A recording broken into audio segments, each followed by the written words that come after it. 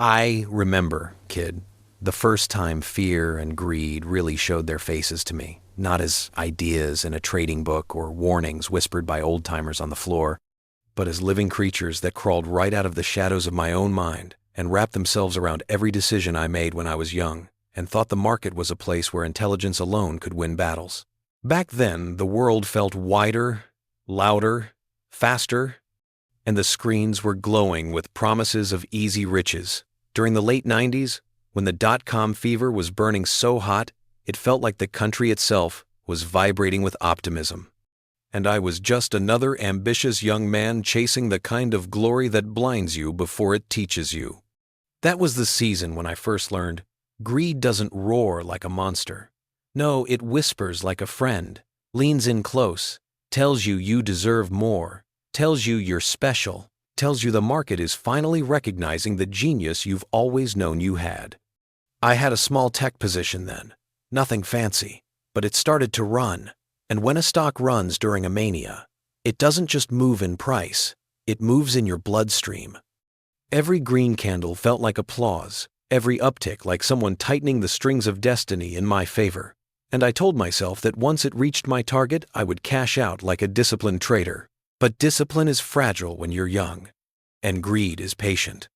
The stock hit my target, and instead of selling, I leaned back and smiled, thinking, this is just the beginning. That smile didn't last long.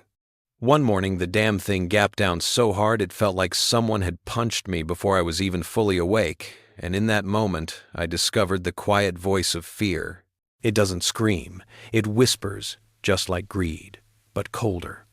It tells you that you're losing control, that everything you built might fall apart, that the market isn't a playground but a tidal wave, and you're nothing more than a man standing ankle-deep in water thinking he can stop the ocean.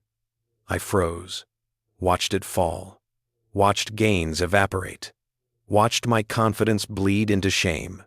By the time I finally clicked sell, the loss carved something inside me that would take years to understand. Because fear doesn't just take your money, son. It takes pieces of your identity. Fast forward nearly a decade, and the 2008 crisis arrived like a beast with iron teeth. You haven't known true market fear until you've watched liquidity vanish like someone pulled a plug at the bottom of the system and the entire world began swirling into that drain. I had positions I believed in deeply, but belief is a weak shield when markets are burning. One morning I walked into the trading room and everything was red. Not just red, but screaming, glowing, pulsing like emergency lights. I felt the same tightening in my chest I had felt years ago during the dot-com collapse, only this time it was sharper, deeper, almost personal. I told myself to hold. Logic told me the fundamentals were intact, but fear doesn't obey logic. It obeys survival, and survival tells you to run, even when running guarantees loss. I capitulated at the bottom textbook amateur move, and even though I'd been trading for years by then, it made me realize something that no chart or strategy book had ever explained clearly enough. Fear makes fools of veterans and beginners alike. After that came the long stretch of rebuilding not the account, though that too, but rebuilding the mind, learning the contours of my own emotional landscape, learning how fear slithers into the cracks of confidence and how greed disguises itself as ambition. And over the years, I found that trading wasn't a battle against the market, but a battle against the man in the mirror. When COVID hit in 2020, I was older, steadier, with more scars than victories perhaps, but those scars had become armor. And yet, when volatility exploded and the screens glowed like they were on fire, I felt those two old companions return. Fear sat on my left shoulder, greed on my right, and both of them whispered their familiar lines, trying to pull me into the same mistakes I had sworn to never repeat. But something was different that time. Experience had taught me that the goal isn't to silence fear or greed. You can't. They're part of you. But to recognize their footsteps the moment they start walking toward your decisions. It took decades to understand that mastery in trading psychology isn't about becoming emotionless. It's about becoming aware, painfully aware, of when those emotions begin to tilt the steering wheel of your judgment. And the first sign of that tilt often appears so quietly, You only notice it if you've trained your mind through years of storms, battles, victories, humiliations, and long nights staring at charts, wondering if the market is teaching you or punishing you. And it was during those reflections through the years that I began to realize the true art of overcoming fear and greed lies not in fighting them, but in recognizing the exact moment when they begin to slip their fingers around your judgment so softly you barely feel the pressure until the trade is already drifting away from your plan. And that's the moment, kid, when a trader either becomes a professional or becomes prey. I've watched grown men with decades of experience crumble because they didn't notice that tiny tilt in their thinking, that subtle shift from clarity to impulse. And I've watched beginners survive storms by sheer luck, simply because the market hadn't yet learned their weaknesses. But luck is a cruel teacher, and storms always return. The real turning point in my career didn't come from a win. It came from a night when I sat alone in my small apartment overlooking the city, the charts still glowing on the screen, the trades of the day weighing on me like wet clothes, and I finally admitted to myself that the market had never beaten me. Fear and greed had, over and over, through different disguises, through different trades, through different years of my life. Once you accept that, really accept it, something changes inside you.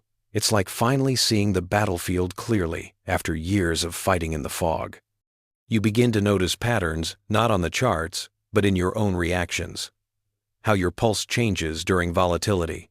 How your breathing shifts when a trade goes your way too quickly. How your mind starts negotiating with itself in the dangerous language of, just this once, or I'll manage it later. That's when I created what I call my mirror rules. Simple guidelines not meant for the market, but meant for the man. Looking back at me each morning, I forced myself to define risk before every trade, commit to exits before entries, and never change a plan while inside the emotional storm of a live position. And son, I'll tell you something few traders ever learn. Discipline isn't about strength, it's about honesty. It's about looking yourself in the eye and admitting that without rules, you are not a trader, you are a gambler with a vocabulary. Over time, those rules became a shield, not against the market, but against my own impulses. And as the years passed, I noticed something curious. Fear didn't vanish, greed didn't weaken, but their ability to control me diminished. I could hear them without obeying them. They became familiar voices, old companions whose presence no longer startled me. When the market surged in 2020 after the COVID crash, greed tried its old tricks again. It told me I was missing out, told me everyone else was making a killing, told me that sitting out was the same as falling behind. But I had learned the rhythm of that voice, the hunger behind it, and I simply nodded to it like an old friend and held my discipline. When markets dipped violently during the next wave of panic, fear crept back in, whispering worst-case scenarios, pushing images of past losses into the front of my mind. But by then I had learned that fear is not a signal to run, it's a signal to check your plan. If the plan is intact, fear is noise. If the plan is broken, fear is information. That distinction saved me more times than I can count. People sometimes ask me, usually younger traders with bright eyes and nervous smiles, when does fear go away? When does greed stop messing with you? And I always lean back, look them straight in the eye, and say, never. The room usually goes quiet then, because they're waiting for some secret trick, some hidden technique that removes the human element from trading. But trading is human.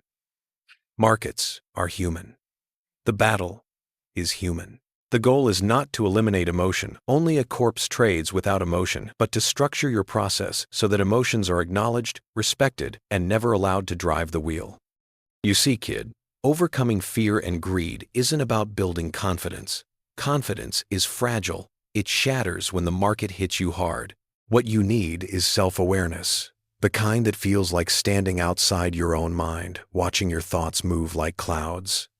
You need repetition, thousands of trades, years of charts, long nights replaying mistakes until patterns emerge. You need humility, the kind that reminds you the market owes you nothing and never will. And above all, you need acceptance, that fear and greed are not enemies, but signals. each carrying a message, each pointing toward a blind spot you haven't addressed yet. When you see them that way, their power changes. They stop being monsters and start becoming indicators, not on your screen, but inside your chest. And one day, usually quietly, unexpectedly, you'll notice something. A moment of volatility comes. The market swings violently. Your profit and loss whipsaws. And inside your mind there is no scream, no whisper. Just a steady awareness, a grounded stillness, the kind only earned through years of storms.